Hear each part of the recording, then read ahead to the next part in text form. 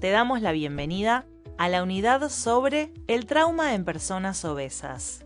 En esta unidad explicaremos la definición de obesidad y los cambios fisiológicos y anatómicos que provoca. Además, veremos su efecto sobre el diagnóstico y el abordaje del trauma, incluyendo aspectos prácticos del manejo de urgencias.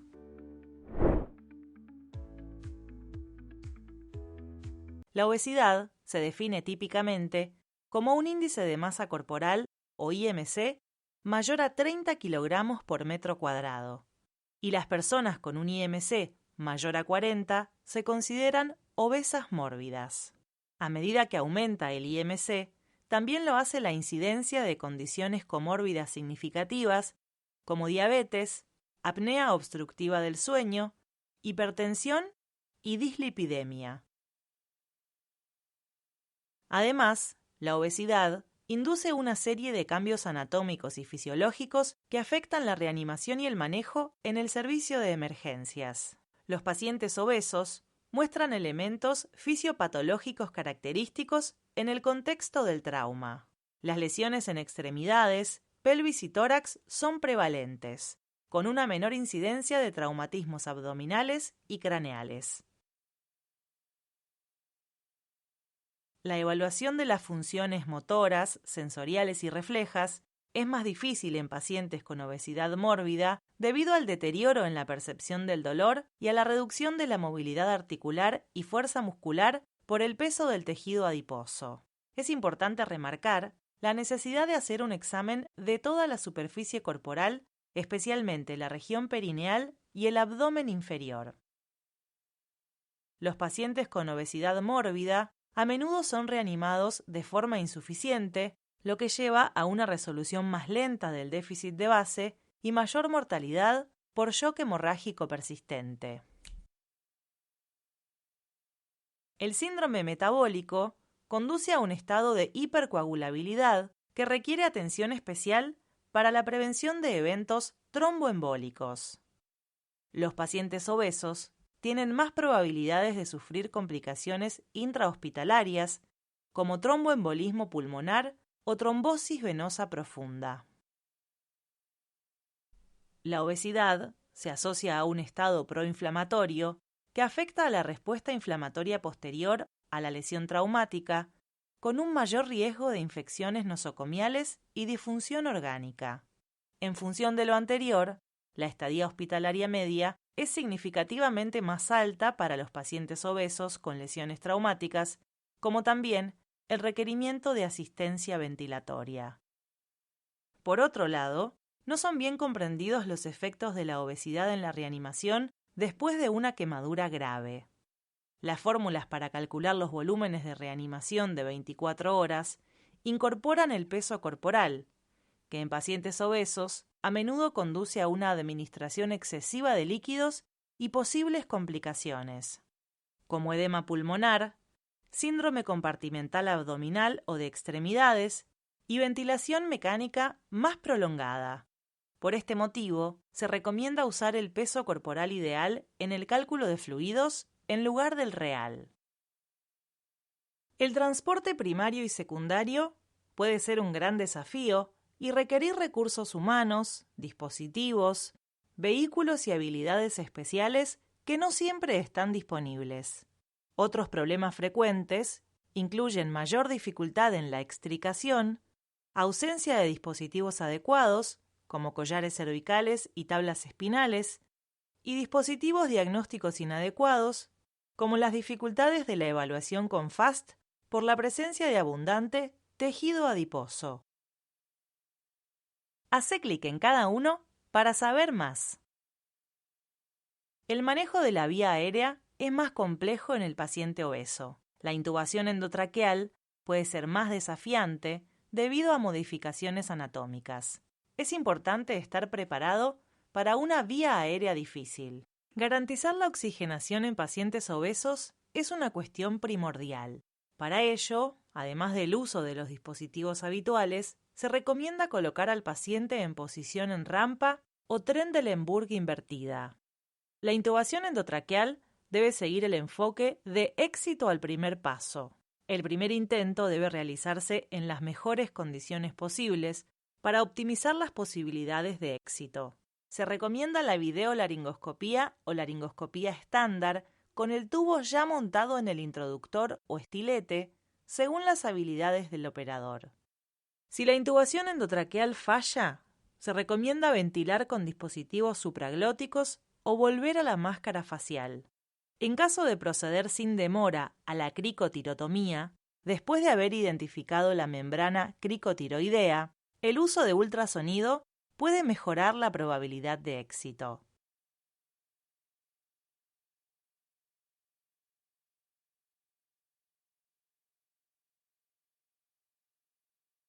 La realización de una ecografía puede presentar dificultades técnicas por la hipoecogenicidad del tejido adiposo y el aumento de la distancia entre la piel y los órganos internos. Se recomienda el uso de sondas de 2 MHz, ya que permiten alcanzar mayor profundidad, aunque con menor resolución espacial. Además, algunas imágenes son difíciles de interpretar, como una vista lateral de la columna cervical.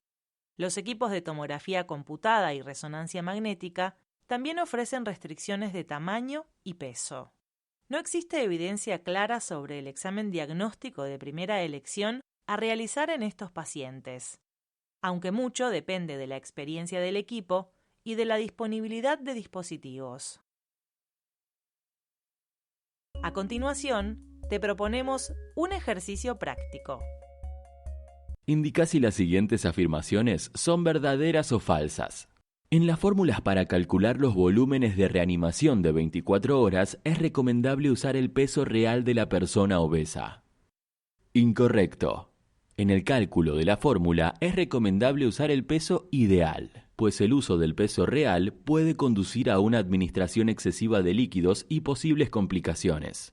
La estadía hospitalaria media es significativamente más alta para los pacientes obesos con lesiones traumáticas. Correcto. La estadía es más alta dadas las particularidades que representa la obesidad para la atención y el diagnóstico del trauma. La obesidad induce una serie de cambios anatómicos y fisiológicos que afectan la reanimación y el manejo en el servicio de emergencias. Correcto. Los pacientes obesos muestran elementos fisiopatológicos característicos en el contexto del trauma. El manejo de la vía aérea presenta similar complejidad en pacientes obesos y no obesos. Correcto. El manejo de la vía aérea es más complejo en el paciente obeso.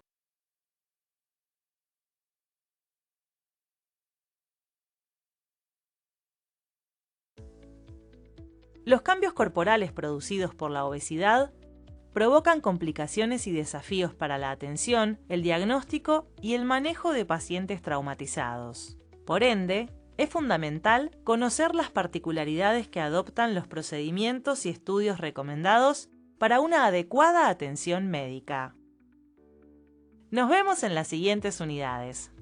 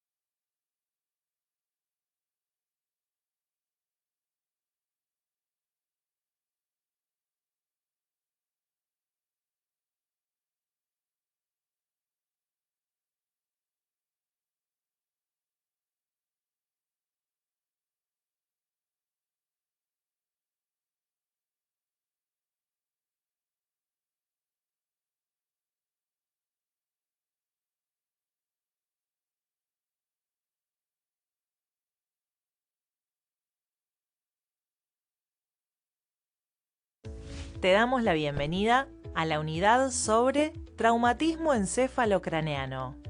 En esta ocasión abordaremos el traumatismo de cráneo repasando recomendaciones para la evaluación del paciente y pautas clave para su manejo.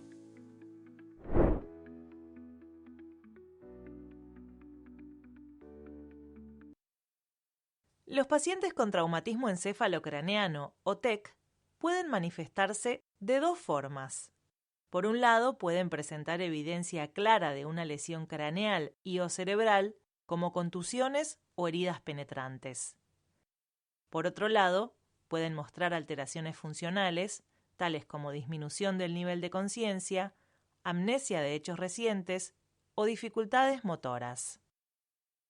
En ambos casos, lo más importante será evaluar el grado de afectación funcional usando la escala de coma de Glasgow, porque el resultado tiene relación directa con las acciones inmediatas.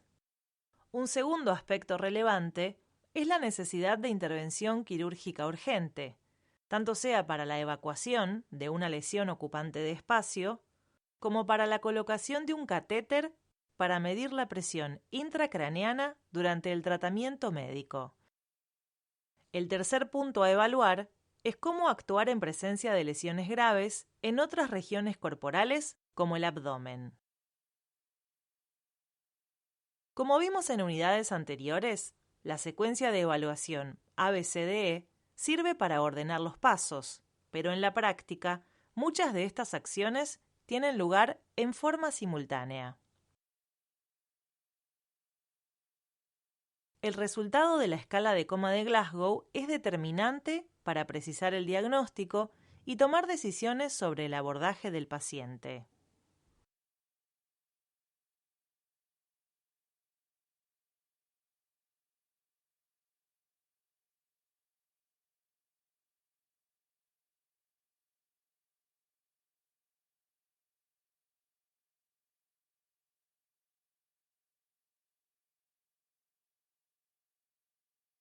Si muestra un puntaje menor a 9, el paciente se clasificará como grave. Primero se realizará intubación orotraqueal, luego de un examen neurológico breve en busca de asimetrías motoras y pupilares. El segundo paso será evaluar la tensión arterial. Si se encuentra estable, se puede continuar la evaluación a través de una tomografía computada de cerebro y la solicitud de una interconsulta con neurocirugía. Si no puede estabilizarse, habrá que averiguar la causa de la hipotensión buscando regiones posibles de hemorragia compresible, como extremidades y pelvis, y no compresible, como en las cavidades torácica y abdominal. El restablecimiento de la tensión arterial será el objetivo primario. Por eso, si fuera necesario ingresar al paciente al quirófano, como resultado del FAST o por evidencia clínica de sangrado no compresible, eso se llevará a cabo en primer lugar. Solo después se procederá a la evaluación de lesiones intracraneanas con posibilidad de craniectomía.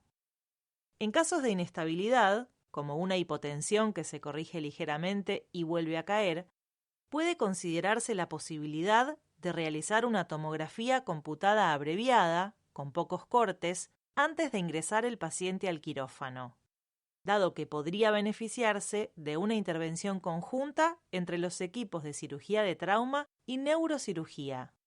Sin embargo, ninguna evaluación debería retrasar en forma significativa el ingreso al quirófano. Si el puntaje obtenido está entre 9 y 12, el diagnóstico será de traumatismo moderado. Los primeros pasos son asegurar la estabilidad hemodinámica y realizar una historia clínica breve. Luego, se debe realizar una tomografía computada de cerebro para definir la necesidad de cirugía. En caso negativo, continuar con la evaluación seriada de la escala de coma de Glasgow y actuar en consecuencia.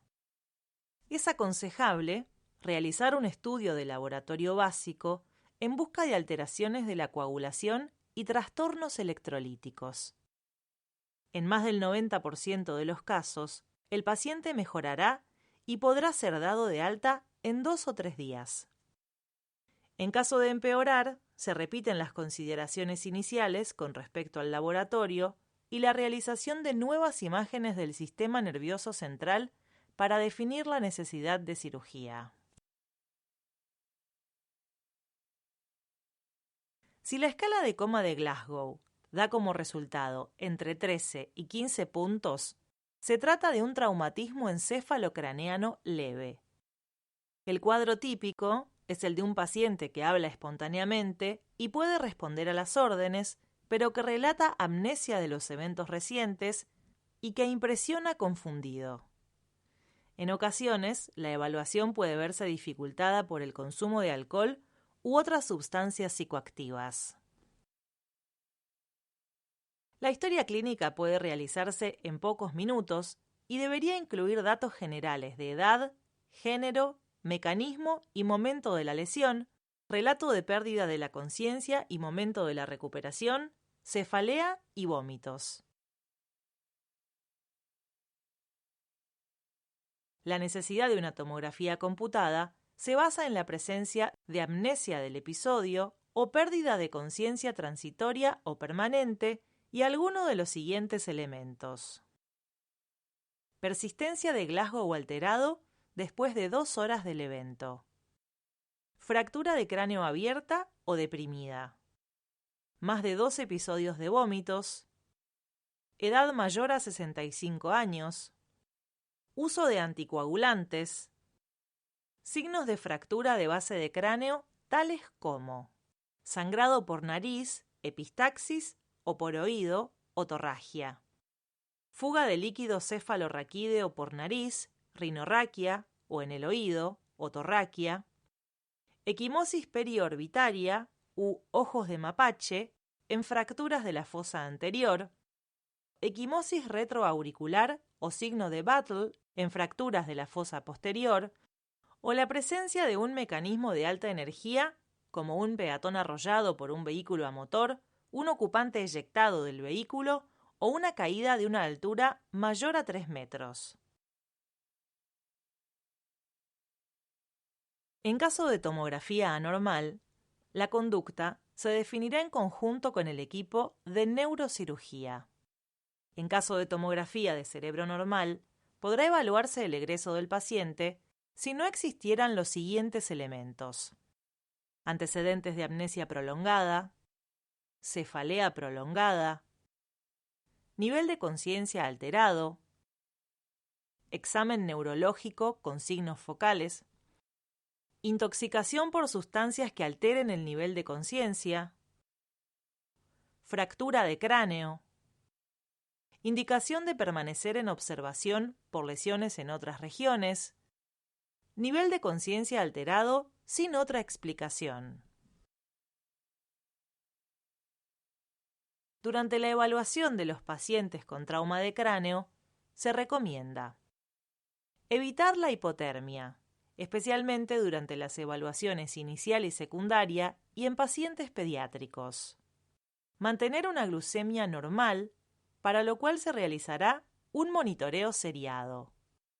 Prevenir y tratar los desequilibrios electrolíticos, prestando atención especial a la anatremia.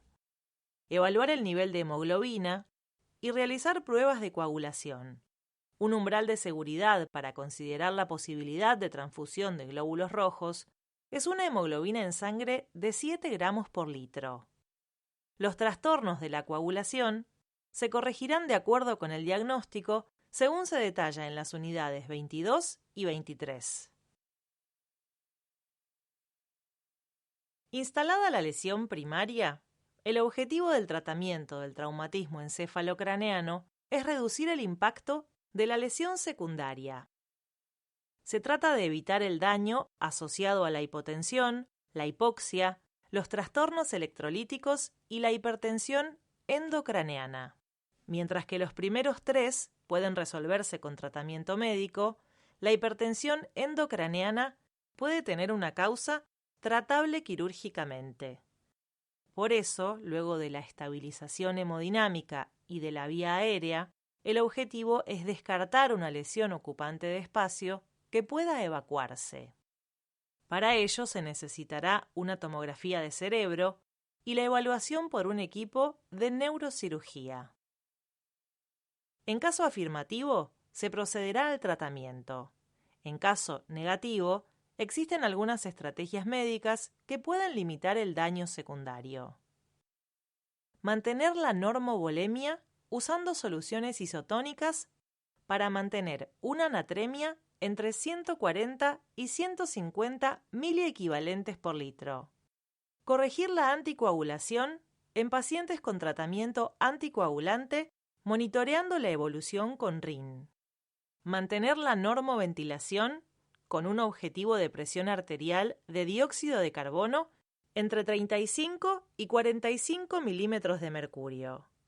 La razón es que tanto la hipercapnia, por aumento de la presión intracraneana, como la hipocapnia, por vasoconstricción cerebral, inducen isquemia en el tejido cerebral.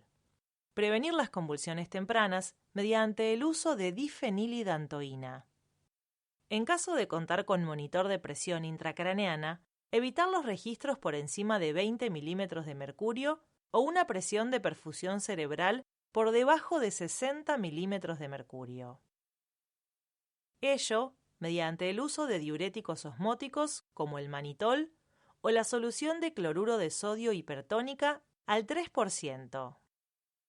En estados de hipertensión endocraneana refractaria, puede usarse infusión continua de otras drogas como midazolam, ketamina o tiopental, pero su consideración excede los límites de este curso. Repasá los conocimientos que viste hasta aquí realizando la siguiente actividad. Podrás intentarlo más de una vez si tu respuesta no es correcta. ¿Qué tipo de TEC es? Lee cada caso y selecciona el tipo de TEC, leve, moderado o grave, según los signos clínicos. Un paciente es encontrado inconsciente tras un choque automovilístico. No abre los ojos espontáneamente ni responde a estímulos dolorosos, emite sonidos incomprensibles y solo localiza frente al dolor con el brazo derecho. Tiene la pupila izquierda más dilatada que la derecha. ¿Qué tipo de TEC es? TEC leve, TEC moderado, TEC grave. Muy bien. Este paciente presenta un compromiso severo del nivel de conciencia y signos neurológicos focales. De acuerdo con el relato, el paciente tiene un punto en la dimensión ocular, 2 puntos en la dimensión verbal y 5 puntos en la dimensión motora, por lo que el puntaje total es 8/15, lo que corresponde a traumatismo de cráneo grave y requiere manejo intensivo inmediato. Un paciente llega por sus propios medios tras una caída. Relata que no recuerda el impacto, pero tiene apertura ocular espontánea. Contesta coherentemente y puede hacer movimientos frente a órdenes simples. Tiene vómitos y dolor de cabeza leve. ¿Qué tipo de TEC es? ¿TEC leve, TEC moderado, TEC grave?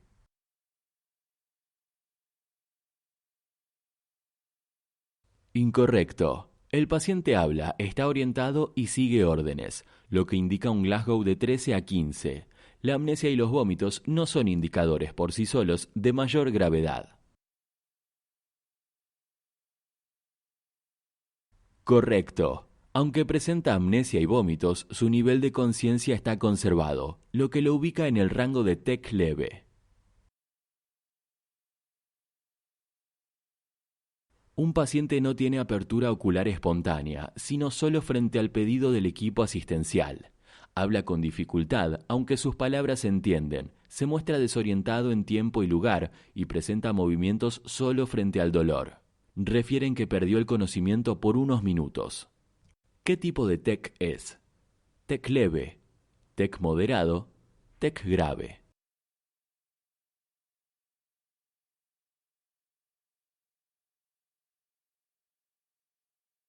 Incorrecto. La desorientación y la lentitud motora indican un Glasgow entre 9 y 12. Aunque no está inconsciente, no tiene un nivel de conciencia completamente normal. Excelente. Este paciente presenta 3 puntos en la dimensión ocular, 4 puntos en la dimensión verbal y 5 puntos en la dimensión motora, lo que suma 12 y corresponde a TEC moderado.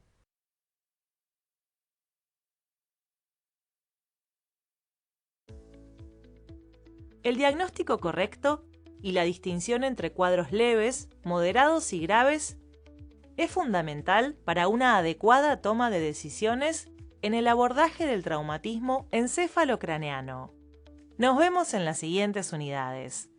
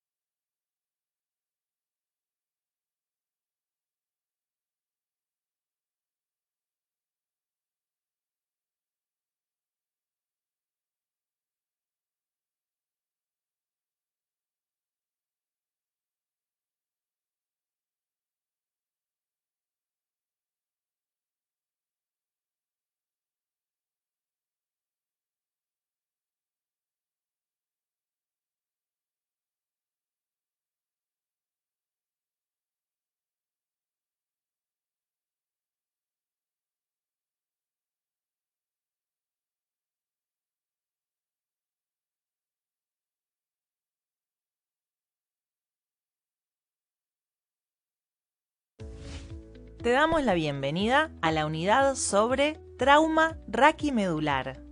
La unidad consta de 2 partes. La primera presenta las indicaciones para la restricción al movimiento espinal y la segunda, el diagnóstico y tratamiento de las lesiones raquimedulares. De acuerdo con el primer consenso intersocietario sobre restricción al movimiento espinal en pacientes traumatizados, las recomendaciones de uso de collar cervical son las siguientes. Establecer la seguridad de la escena, realizar la evaluación ABC. En caso de encontrar algún trastorno en esta evaluación, se procederá a la estabilización del paciente. Durante el proceso, se tratará de evitar movimientos de la columna cervical mediante estabilización manual. Si fuera posible, se realizará la alineación manual de la cabeza y el cuello. Establecer si se trata de un trauma penetrante o contuso. En caso de presentar una lesión penetrante, no se usará collar cervical. Ante una lesión contusa en un paciente consciente, se usará collar cervical solo cuando la víctima presente al menos uno de los siguientes elementos. Puntaje en la escala de coma de Glasgow menor o igual a 14. Incapacidad para comunicarse. Sospecha de intoxicación. Dolor espontáneo en la línea media posterior del cuello. Se aconseja evaluar a través de una escala de dolor de 1 a 10 y considerar como positivo el dolor mayor o igual a 4. Dolor a la palpación de la línea media posterior del cuello, desde la cresta de la nuca hasta la prominencia de la primera vértebra torácica. Signos o síntomas neurológicos focales, como paresia o parálisis, entumecimiento, punzadas, shock medular o neurogénico por debajo del nivel de la lesión. El priapismo puede ser considerado un signo adicional de lesión medular. Dolor producido con la rotación lateral de 45 grados no asistida de la cabeza en cada dirección. Luego de la colocación del collar cervical, se transportará al paciente en la camilla de la ambulancia, en una camilla cuchara o en un colchón de vacío. Si el paciente está consciente y a bordo de un vehículo, se le colocará el collar cervical. Si no está físicamente atrapado, se lo invitará a salir del vehículo y acostarse en la camilla. Se sospechará lesión raquimedular en los siguientes casos. Relato de trauma significativo producido por colisiones vehiculares, caídas desde gran altura, lesiones deportivas o violencia. Síntomas neurológicos como debilidad, parálisis, entumecimiento o dolor en las extremidades. Signos de inestabilidad como dolor intenso en la columna, deformidades visibles o cambios en el rango de movimiento. En el examen físico se evaluará la presencia de paresias o parálisis y se buscarán reflejos anormales. En todos los casos, se recomienda usar herramientas validadas, como la regla canadiense de la columna cervical y Nexus, que permiten un monitoreo objetivo de la evolución clínica y definir la necesidad de solicitar imágenes. En todos los casos se recomienda realizar la evaluación de la columna lo más rápidamente posible y retirar la tabla espinal larga, dado que la probabilidad de sufrir lesiones por decúbito es directamente proporcional al tiempo transcurrido sobre la misma. El objetivo principal durante la evaluación de la discapacidad, después de evaluar el nivel de conciencia con la escala de Glasgow y la respuesta pupilar, es identificar cualquier signo de lateralización, realizando una evaluación rápida de la función motora y los reflejos en las extremidades. En pacientes vigiles y cooperativos, simplemente se les pedirá que levanten las extremidades superiores e inferiores secuencialmente en busca de asimetrías y déficits. Algunos signos a prestar atención son ausencia de movimiento uniforme en las extremidades superiores o inferiores que puede combinarse con un déficit sensorial grave, pérdida total o parcial del tono muscular y pérdida de la función vesical o intestinal. Priapismo que puede observarse en pacientes varones. Durante la evaluación secundaria, el objetivo principal es definir la necesidad de una cirugía de urgencia con el fin de aliviar la presión mecánica sobre la médula, reducir la lesión hipóxico-isquémica y limitar el daño neurológico a largo plazo. La presencia de paraplegia o cuadriplejía es un signo de alta presunción de inestabilidad de la columna vertebral. En los pacientes que están lúcidos, sin evidencia de intoxicación, que no manifiestan dolor cervical espontáneo ni a la palpación y no tienen lesiones distractoras, son extremadamente raras las posibilidades de tener una fractura o inestabilidad de la columna cervical. Para verificar, se colocará al paciente en posición supina, se quitará el collar cervical y se le palpará la columna. Si no hay dolor a la palpación, se le pedirá al paciente que mueva el cuello de lado a lado y que lo flexione y extienda. Nunca se deben forzar los movimientos. Si no hay dolor, no se requieren imágenes de la columna cervical y el collar cervical se puede retirar en forma segura. Si el paciente manifiesta dolor espontáneo o a la palpación, es necesario descartar una lesión de columna vertebral. Si se dispone de tomógrafo, se solicitará una tomografía computada desde el occipucio a la primera vértebra dorsal con reconstrucción de cortes sagitales y coronales. Si no se cuenta con el recurso, se recomienda realizar radiografías cervicales laterales, antero-posteriores y evaluación de la odontoides con la boca abierta. Los elementos a buscar son deformidad o fractura ósea del cuerpo vertebral o sus procesos, pérdida de alineación posterior de los cuerpos vertebrales, aumento de la distancia entre las apófisis espinosas en un nivel, estrechamiento del canal medular, aumento del espacio del tejido blando prevertebral. Si las primeras radiografías son normales, el collar cervical podrá ser removido para obtener radiografías en extensión y flexión. Un médico calificado puede obtener una radiografía lateral cervical con el paciente flexionando y extendiendo voluntariamente su cuello. Si las radiografías no muestran subluxación, se descartará lesión de columna cervical y se podrá retirar el collar cervical. Si alguna de ellas es dudosa, se recomienda mantener el collar colocado y consultar a un especialista en columna. En pacientes con alteración del estado de conciencia o incapaces de manifestarse, se requieren imágenes y la consulta con un especialista en columna. Se recomienda dejar el collar cervical colocado hasta su realización.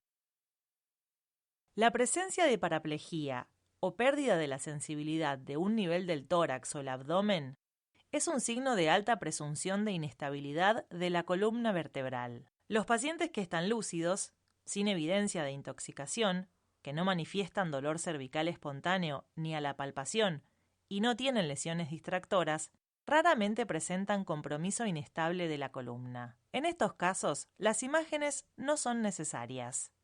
En los pacientes con dolor en la columna cervical o dolor a la palpación, déficit neurológico, nivel de conciencia alterado o un mecanismo de trauma significativo, se recomienda la realización de una tomografía computada. Si no se dispone del recurso, se deben realizar radiografías antero-posteriores y laterales de toda la columna torácica y lumbar, que deberían ser interpretadas por un médico calificado antes de discontinuar las precauciones sobre la columna vertebral. Dos aspectos asociados con las lesiones raquimedulares requieren especial consideración: el shock neurogénico y el shock medular. El shock neurogénico es la manifestación vascular de las lesiones de la médula cervical o torácica por encima de T6.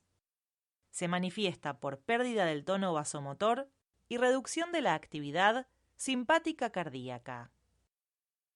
Las consecuencias clínicas son la bradicardia y vasodilatación visceral y periférica, con redistribución sanguínea e hipotensión.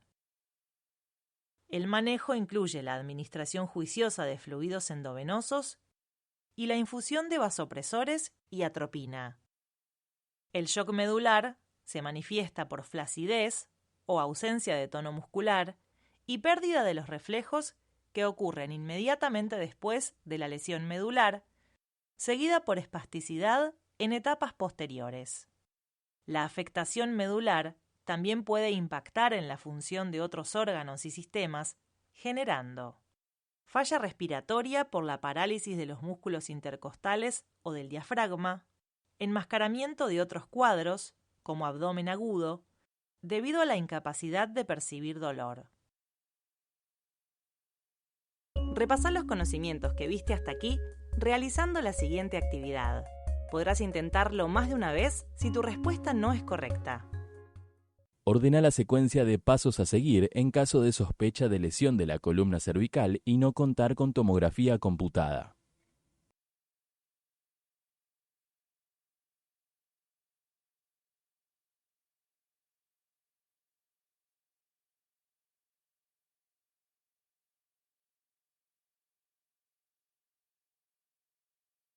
Excelente trabajo. Arrastra las palabras para completar correctamente cada oración.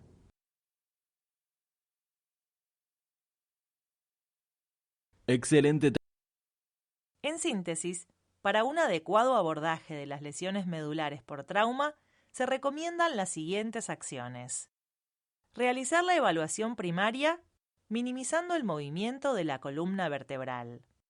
Restringir el movimiento de la columna vertebral hasta que se hayan excluido fracturas vertebrales con o sin lesión de la médula espinal. Realizar una consulta temprana con un neurocirujano y traumatólogo cuando exista sospecha de lesión de la columna vertebral. Documentar los antecedentes y los hallazgos del examen clínico seriado para detectar los cambios tempranamente. Obtener las imágenes adecuadas tan pronto como las lesiones que ponen en riesgo la vida hayan sido tratadas. Cuando sea necesario, derivar al paciente con fracturas vertebrales o compromiso de la médula espinal a instituciones que tengan la capacidad de brindar el tratamiento definitivo de forma segura lo antes posible.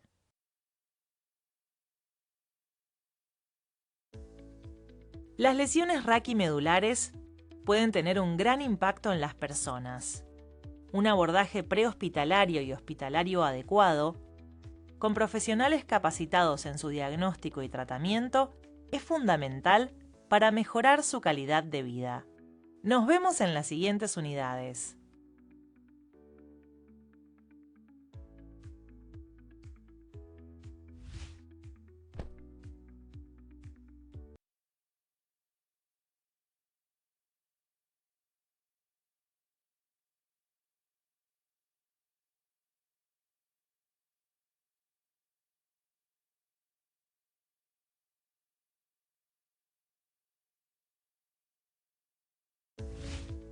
te damos la bienvenida a la unidad sobre trauma en extremidades. En esta unidad iniciaremos el recorrido por las lesiones que representan una amenaza para la vida, que deberían abordarse durante la revisión primaria. Luego veremos las lesiones menos graves, que deberían identificarse durante la revisión secundaria. Las lesiones traumáticas en las extremidades superiores e inferiores representan alrededor del 10% de todas las consultas por trauma en los servicios de emergencia. La revisión primaria apunta a la identificación de las lesiones que impliquen riesgo para la vida, y esto puede darse por dos mecanismos: hemorragia grave y destrucción tisular masiva. Las hemorragias graves se presentan en lesiones arteriales graves y las fracturas de ambos fémures, mientras que el síndrome de aplastamiento se asocia con destrucción tisular masiva. En general, se trata de hemorragias compresibles y pueden manejarse inicialmente con presión directa sobre las heridas, con aplicación de vendajes compresivos o con el uso de torniquetes. Si se requiere un torniquete para el manejo de una lesión arterial, debe prestarse especial atención a la presión aplicada, ya que una presión insuficiente puede colapsar los vasos venosos, manteniendo la permeabilidad de los vasos arteriales, lo cual empeora la situación clínica. En ocasiones, la presión requerida puede llegar a 400 milímetros de mercurio. Si se trata de un paciente con una lesión aislada, el paso siguiente es considerar la capacidad local de resolución y evaluar la necesidad de derivación temprana. En caso de lesiones múltiples, la prioridad estará dictada por el conjunto de las lesiones y su impacto fisiológico.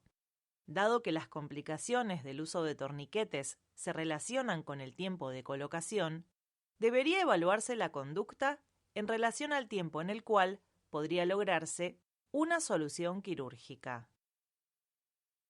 En resumen, frente a un paciente con una lesión arterial grave, la secuencia es: controlar el sangrado mediante presión directa, vendaje compresivo o torniquete. Definir las prioridades de tratamiento. Ante una lesión aislada, la prioridad es salvar el miembro. Ante lesiones múltiples, la prioridad es salvar la vida. Evaluar las capacidades locales y considerar la derivación a un centro especializado. Las fracturas bilaterales de fémur son la consecuencia de impactos de alta energía, por lo que deberían considerarse dos características: la posibilidad de una hemorragia de gran magnitud, la probabilidad de lesiones concurrentes en otros órganos. Por este motivo, si la situación clínica lo permite, se recomienda el traslado temprano a un centro especializado. El síndrome de aplastamiento es una entidad clínica caracterizada por rhabdomiólisis extensa, que se manifiesta por shock e insuficiencia renal aguda. El cuadro completo se caracteriza por hipo o hipercalcemia, acidosis metabólica y coagulación intravascular diseminada. El manejo consiste en expandir el lecho intravascular con fluidos con el objetivo de limitar la lesión renal. Durante la revisión primaria, se determinará la necesidad de solicitar una radiografía de la región lesionada, alinear una fractura y aplicar una férula, con el objetivo de reducir el dolor, controlar el sangrado y prevenir complicaciones neurovasculares.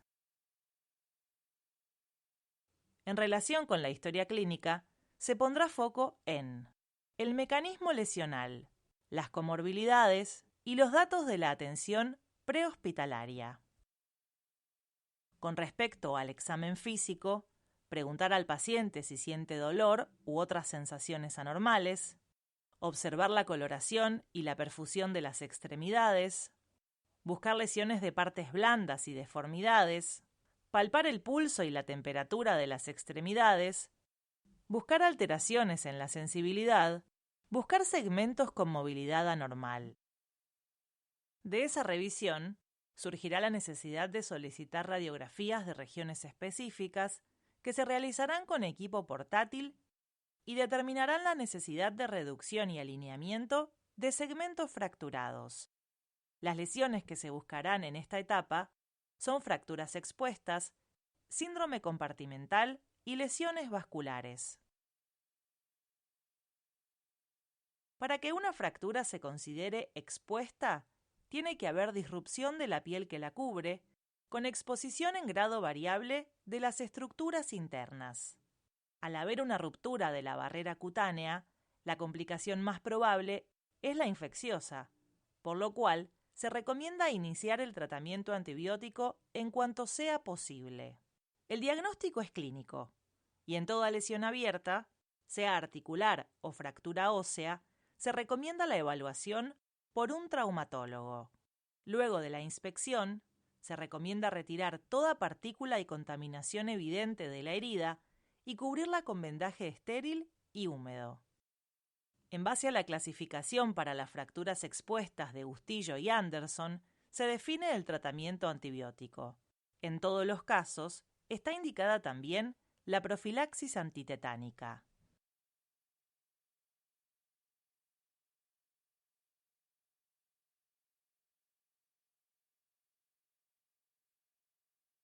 El síndrome compartimental es el incremento de la presión dentro de una estructura aponeurótica hasta superar la presión arterial, lo que genera isquemia muscular y nerviosa.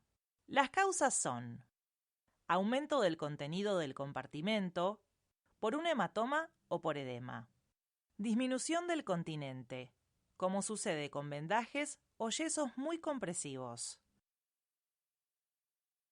Potencialmente, todas las extremidades pueden ser el sitio de un síndrome compartimental y las manifestaciones clínicas son dolor intenso y desproporcionado al estímulo aplicado, dolor al estiramiento pasivo, edema tenso, parestesias distales al compartimento afectado. La lesión neuromuscular, que resulta de un síndrome compartimental, es directamente proporcional a la presión aplicada y el tiempo transcurrido. Si se sospecha este diagnóstico, debería retirarse rápidamente toda restricción aplicada sobre el miembro afectado, como férulas, yesos o vendajes. Se recomienda una evaluación quirúrgica precoz, dado que el único tratamiento es la fasciotomía. En resumen, la mayoría de las lesiones de extremidades pueden ser identificadas en la revisión secundaria. Algunas de ellas, como la fractura bilateral de fémur, puede exponer al paciente a una hemorragia exsanguinante. En otras, como el síndrome compartimental, la fractura expuesta o las lesiones vasculares, un índice de sospecha alto junto con la intervención oportuna pueden prevenir complicaciones agudas y déficits funcionales a largo plazo. Continuemos con un ejercicio. Arrastrar las lesiones hacia la columna correspondiente de acuerdo a si son identificadas durante la revisión primaria o secundaria.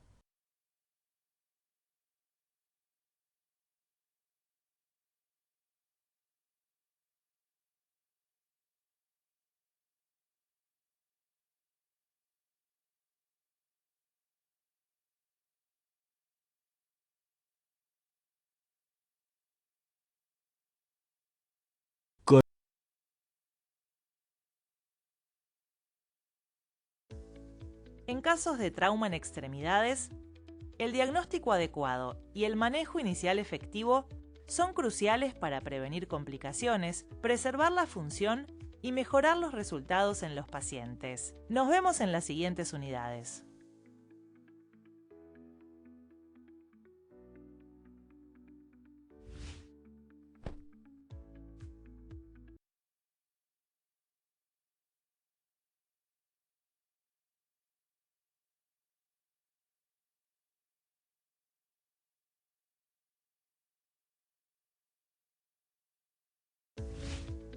Te damos la bienvenida a la unidad sobre trauma de tórax. El trauma torácico es una de las principales causas de morbilidad y mortalidad en pacientes traumatizados. Su abordaje inicial adecuado, a menudo con maniobras sencillas, puede marcar la diferencia entre la vida y la muerte.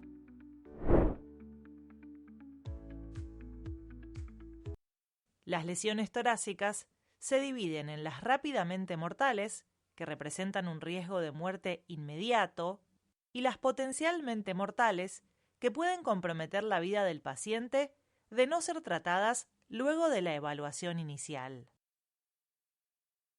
La fisiopatología de las lesiones rápidamente mortales es la afectación de la ventilación y la circulación. Estas lesiones deben sospecharse, reconocerse y tratarse inmediatamente durante la revisión primaria ABCDE. A continuación, veremos las 4 principales lesiones de esta clase: neumotórax a tensión, hemotórax masivo, taponamiento cardíaco y neumotórax abierto. El neumotórax a tensión ocurre cuando el aire se acumula en la cavidad pleural sin una vía de escape, provocando colapso pulmonar progresivo y desplazamiento del mediastino. Esto genera compresión de los grandes vasos, disminuyendo el retorno venoso al corazón y provocando shock obstructivo. El diagnóstico es clínico, no requiere de estudios por imágenes e incluye los siguientes síntomas y signos: disnea y taquipnea grave, hipotensión y taquicardia, timpanismo y ausencia de murmullo vesicular en el lado afectado, distensión venosa yugular, para lo cual hay que abrir momentáneamente la valva anterior del collar cervical con control manual de columna. La desviación traqueal contralateral es un signo tardío. El tratamiento de esta entidad es la descompresión inmediata con una aguja gruesa, como un catéter 14G, en el quinto espacio intercostal en la línea axilar media. La respuesta esperada es observar salida de aire y mejoría de los signos y síntomas mencionados. En forma concomitante, administrar oxígeno por máscara con reservorio. Posteriormente, se debe colocar un tubo de avenamiento pleural en el quinto espacio intercostal en la línea axilar media. Se recomienda no demorar la colocación del tubo por el riesgo de recidiva temprana del neumotórax hipertensivo.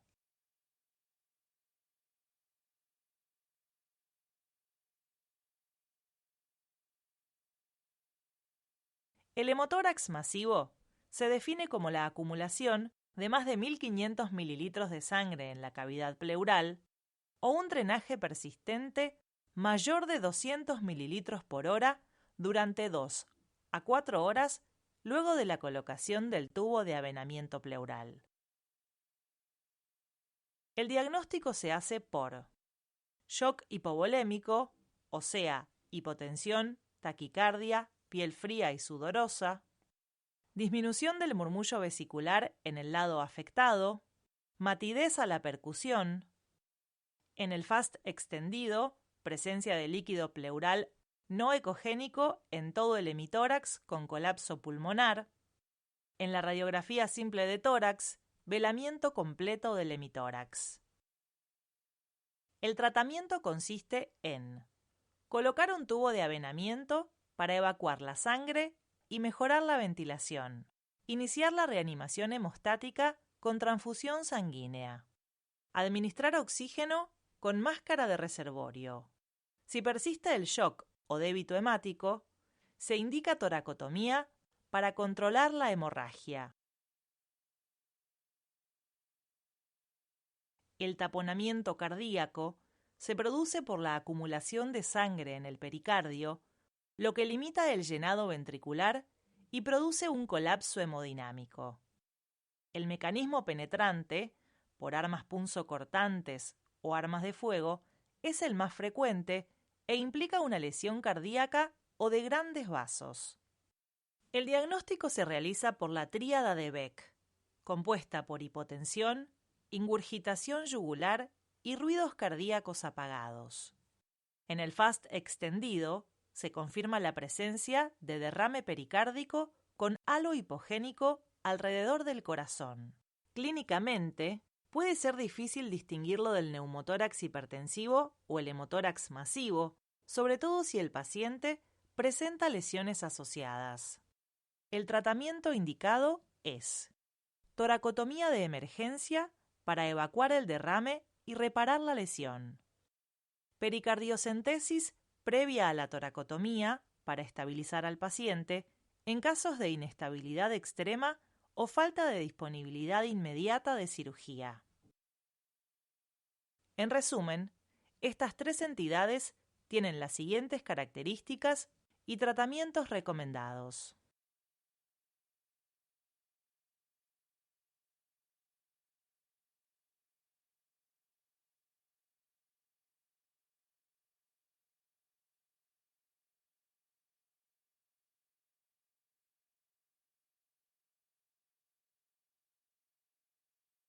Por último, el neumotórax abierto sucede cuando hay una solución de continuidad en la pared torácica lo suficientemente grande como para competir con el árbol tráqueo-bronquial por la entrada de aire. Esto provoca que el aire ingrese y egrese a través de la herida torácica en vez de las vías respiratorias, produciendo una anoxia crítica. Los síntomas son disnea grave y agitación psicomotriz. Los signos son la traumatopnea o herida que sopla, taquipnea, hipoventilación e hipoxemia. El diagnóstico es clínico y el manejo inicial consiste en la aplicación de un parche con sellado de 3 lados y administración de oxígeno por máscara con reservorio. Posteriormente, se coloca un tubo de avenamiento pleural y se cierra el defecto de la pared torácica.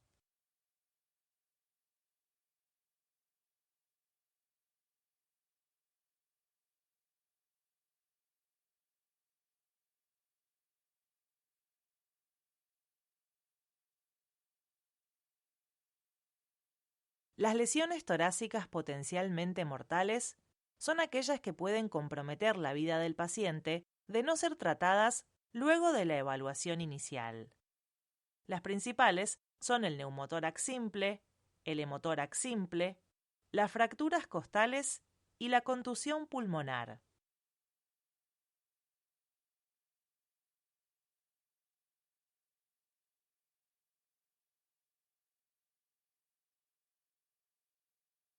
En el caso del neumotórax simple, los síntomas pueden ser muy leves o presentar disnea de diversa gravedad y dolor torácico.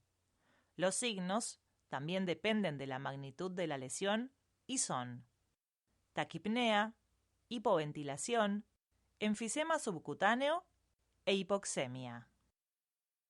El diagnóstico puede ser clínico en los neumotórax grandes o bien diagnosticarse por FAST extendido, donde se ve ausencia de deslizamiento pleural, o por radiografía simple o tomografía computada, que muestran ausencia de trama pulmonar periférica y línea pleural. El manejo es la colocación de un tubo de avenamiento luego de la revisión secundaria para evitar la progresión a un neumotórax hipertensivo. En pacientes asintomáticos, con neumotórax pequeños, menores al 20% del volumen pulmonar y sin otras manifestaciones, puede realizarse observación.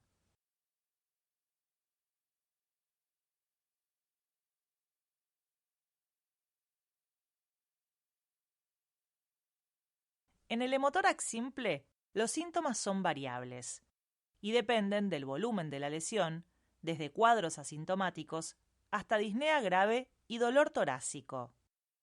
Los signos son taquipnea, hipoventilación, matidez e hipoxemia.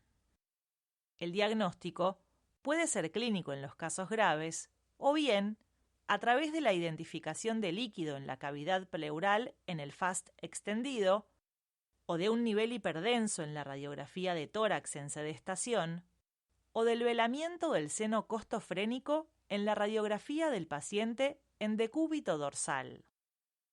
El manejo incluye la colocación de un tubo de avenamiento pleural en la mayoría de los casos al finalizar la revisión secundaria.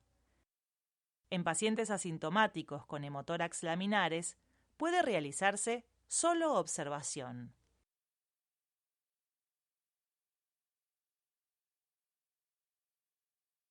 Las fracturas costales pueden asociarse con dolor intenso que genera hipoventilación y con complicaciones como neumonía. El diagnóstico suele ser clínico y radiológico y el manejo inicial incluye analgesia escalonada con antiinflamatorios no esteroides, opioides débiles y opioides fuertes y en ocasiones bloqueo intercostal o regional. Posteriormente debería evaluarse si se requiere fijación costal.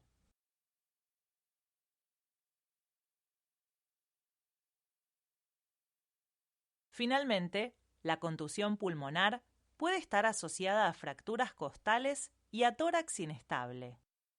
Los síntomas son disnea, tos, a veces con hemóptisis y dolor, cuando la contusión se asocia a fracturas costales. Los signos son taquipnea, estertores o disminución de ruidos respiratorios e hipoxemia. El diagnóstico es radiológico o por tomografía computada, donde se observan imágenes de condensación parenquimatosa. El manejo inicial incluye oxígeno suplementario con o sin asistencia ventilatoria mecánica, analgesia para las fracturas costales y un manejo juicioso de los fluidos, aunque deberían balancearse riesgos y beneficios en caso de hemorragia asociada.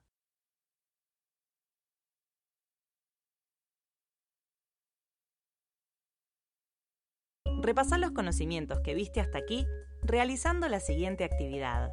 Podrás intentarlo más de una vez si tu respuesta no es correcta. Distinga las lesiones rápidamente mortales y potencialmente mortales, arrastrando los conceptos a la columna correspondiente.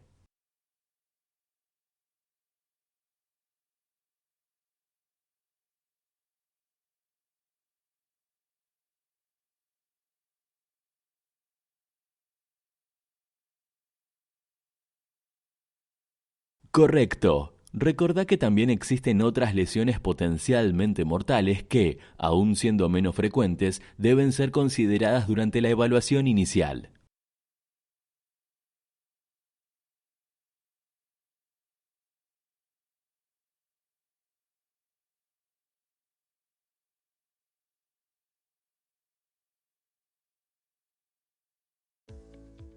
En esta unidad aprendimos a distinguir las lesiones torácicas, su diagnóstico y tratamiento de acuerdo al nivel de riesgo que suponen para la vida del paciente. Se trata de una distinción fundamental, dada su importancia en la morbilidad y mortalidad de pacientes lesionados. Nos vemos en las siguientes unidades.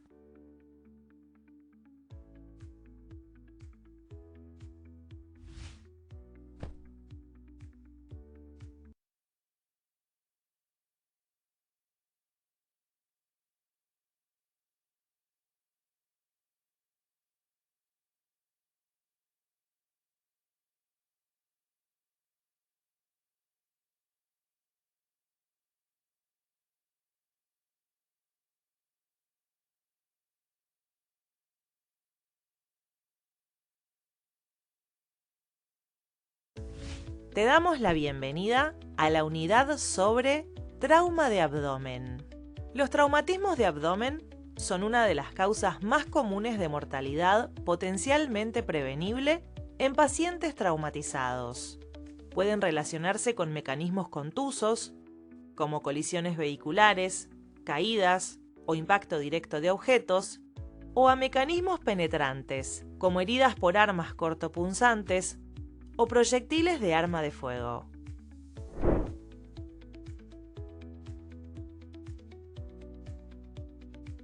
El abdomen es uno de los 5 sitios de hemorragia exsanguinante, junto al tórax, la pelvis, los fémures y el sangrado externo. Cada uno de estos sitios puede albergar grandes cantidades de sangre sin manifestaciones clínicas evidentes.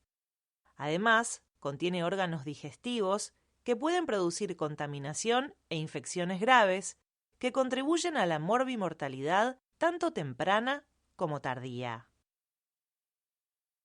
El examen abdominal suele ser inespecífico en fases tempranas y en pacientes con alteración de la conciencia, por lo que en caso de sospecha de trauma abdominal y examen clínico negativo, deben realizarse estudios por imágenes.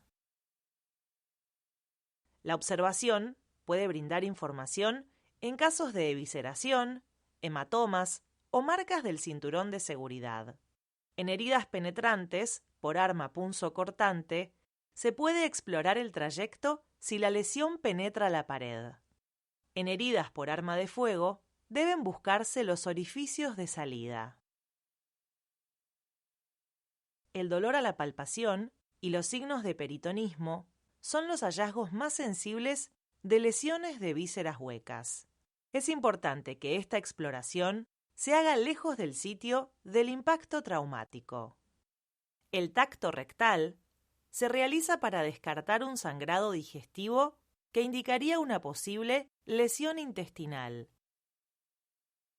El FAST extendido es el método preferible en pacientes inestables hemodinámicamente. Además de neumotórax, el FAST extendido permite identificar la presencia de líquido libre abdominal en los recesos hepatorrenal o de Morrison, en el espleno renal, en la fosa pélvica o de Douglas, en el pericardio, con vista subsifoidea, y en ambas pleuras. Este estudio tiene varias ventajas. Es un método rápido y no invasivo, se puede repetir, tiene amplia disponibilidad y solo requiere un entrenamiento básico. En cuanto a sus limitaciones, el FAST extendido no identifica lesiones de órganos sólidos sin hemorragia, no visualiza el retroperitoneo, el resultado es dependiente del operador y disminuye la sensibilidad en obesos y pacientes con enfisema subcutáneo. La tomografía computada es el método de elección en pacientes estables, pero está contraindicada en pacientes inestables hemodinámicamente. Este método evalúa órganos sólidos como vaso, hígado, riñones y páncreas, permite establecer el grado de las lesiones y la presencia de fugas de contraste, lo cual guía el tratamiento específico. Además, sirve para diagnosticar líquido libre y neumoperitoneo. Como desventajas, tiene una disponibilidad limitada, alto costo y necesidad de entrenamiento en interpretación de imágenes o bien contar con un especialista disponible las 24 horas. La consideración de otros métodos diagnósticos, como la colocación de sonda nasogástrica, laparoscopía y lavado peritoneal diagnóstico, excede el alcance de esta capacitación. El manejo de las lesiones abdominales varía ampliamente en función de la afectación fisiológica y anatómica. En este espectro se encuentra el tratamiento no operatorio, la laparotomía con reparación definitiva y el control de daños. Las indicaciones de laparotomía en emergencia son las siguientes: cuando existe irritación peritoneal o neumoperitoneo, más allá del tipo de trauma. En trauma contuso, frente a inestabilidad hemodinámica y FAST con líquido libre abdominal. En trauma penetrante, cuando existe inestabilidad hemodinámica, evisceración, sangrado digestivo profuso o alta sospecha de lesión de víscera hueca, como ocurre en trayectos transfixiantes de proyectiles. Y en la interrupción de un tratamiento no operatorio. La cirugía de control de daños se indica en pacientes con shock hemorrágico grave, incapacidad para controlar el sangrado o lesiones complejas o múltiples. El procedimiento consiste en cirugía en etapas. Primero, una laparotomía abreviada con el objetivo de controlar temporalmente el sangrado a través del empaquetamiento, limitar la contaminación y finalizar con un abdomen abierto y contenido. Segundo, reanimación en la unidad de cuidados intensivos, continuando con la reposición de componentes sanguíneos y el tratamiento de la coagulopatía y la acidosis. Tercero, una reexploración abdominal en 24 a 72 horas para el control definitivo de la hemorragia, la reparación de otras lesiones y el eventual cierre de la pared. La mayoría de los pacientes hemodinámicamente estables, que presentan lesiones aisladas de hígado, vaso o riñón, puede manejarse con observación, con monitoreo estricto. Los criterios absolutos para esta indicación son normalidad hemodinámica, ausencia de lesiones asociadas con indicación quirúrgica, como lesiones de vísceras huecas, vasculares, diafragmáticas, pancreáticas o ureterales. Contar con los recursos institucionales adecuados, como cirugía disponible 24 horas, seguimiento clínico estricto y acceso inmediato a métodos de diagnóstico por imágenes. Los criterios relativos son lesión orgánica leve, es decir, sin extravasación de contraste endovenoso, sin traumatismo encefalocraneano grave, sin lesiones graves asociadas, abdominales o extraabdominales, sin requerimiento de transfusión continua.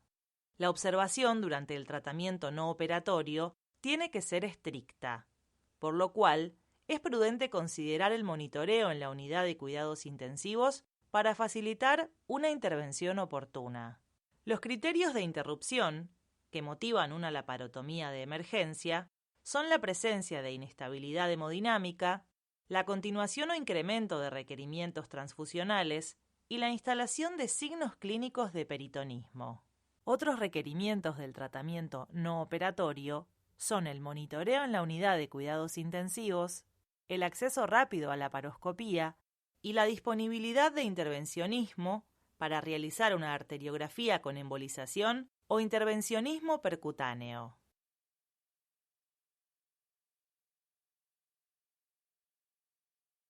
Sigamos el recorrido con un ejercicio interactivo. Completá la oración acerca de los métodos de diagnóstico del trauma de abdomen arrastrando los conceptos a su lugar correspondiente.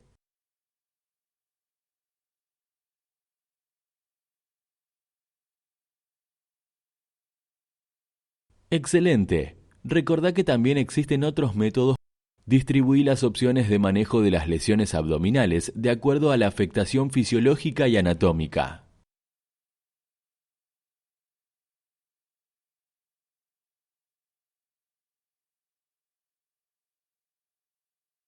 Incorrecto. Revisa tu respuesta y contesta nuevamente.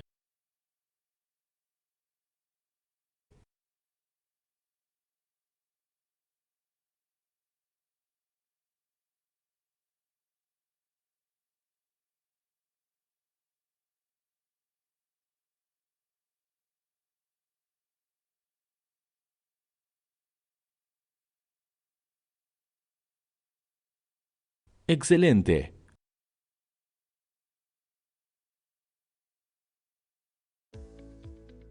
Un alto índice de sospecha, que resulte de integrar la cinemática del trauma y los hallazgos de las valoraciones primaria y secundaria, junto a la solicitud racional de exámenes de diagnóstico por imágenes y una consideración conservadora de la radiación a aplicar, son cruciales para mejorar los resultados en pacientes con lesiones abdominales.